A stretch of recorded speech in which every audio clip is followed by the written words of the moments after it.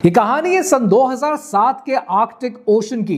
दुनिया का वो समंदर जो सारा साल बर्फ से ढका रहता है। दुनिया की तारीख में कभी कोई सबमरीन आर्कटिक ओशन की बेस तक यानी समंदर के फ्लोर तक नहीं पहुंची है। और रशिया ये फैसला करता है कि वो दुनिया का पहला मुल्क बनेगा कि जिसकी सबमरीन आर्कटिक ओशन की बेस तक जाएगी।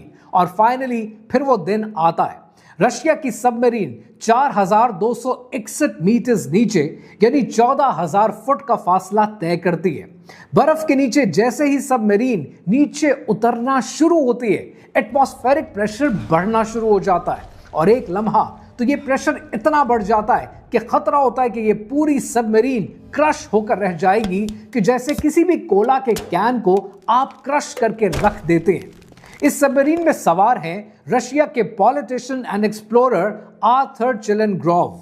और आर्थर चिलेनग्रोव का एक ही टारगेट है। और फाइनली वो लम्हा आता है जब ये सबमरीन आर्कटिक ओशन की बेस पर पहुंचती है। सबमरीन अपना रोबोटिक आर्म ओपन करती है और एक टाइटेनियम से बना हुआ रशिया का झंडा आर्कटिक ओशन की बेस पर इंस्टॉल कर दिया जाता है। जब आर्थर चिलेनग्रोव वापस आते हैं तो मीडिया उनसे सवाल पूछता है कि आप क्या करने गए थे। तो आर्थर कहते हैं कि आज से 1,000 साल बाद भी जब कभी दुनिया में कोई आर्कटिक ओशन को एक्सप्लोर करने की कोशिश करेगा, वो रशिया का झंडा और रशिया की मौजूदगी वहां पर पाएगा। जैसे ये खबर मीडिया की जीनत बनती है, कनाडा के फॉरेन मिनिस्टर चिल्ला उठते हैं और वो कहते हैं कि आर्थर के जमाने में रहते हैं। ये 15वीं सदी नहीं है जहां पर आप झंडा लगाकर किसी भी इलाके पर अपना नाम लिख सकें।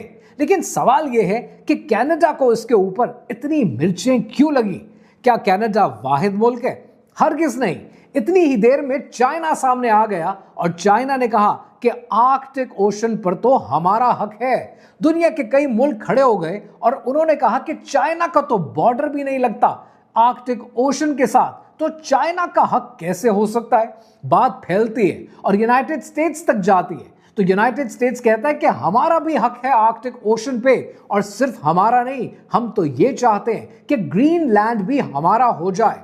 और फिर प्रेसिडेंट ट्रंप का बयान आता है कि हम ग्रीनलैंड खरीदना चाहते हैं। अब यहां पर यह सवाल आपके जहन में आएगा कि आर्कटिक ओशन में ऐसा क्या चल रहा है कि सारी दुनिया की नजर इसकी तरफ हो चुकी है। ये तो वो समंदर है जो सारा साल बर्फ से ढका रहता है। अगर मैं आपसे ये कहूं कि दुनिया में एक ऐसा रीजन मौजूद है जहां पर 90 बिलियन बैरल तेल मौजूद है, जहां पर दुनिया का 30%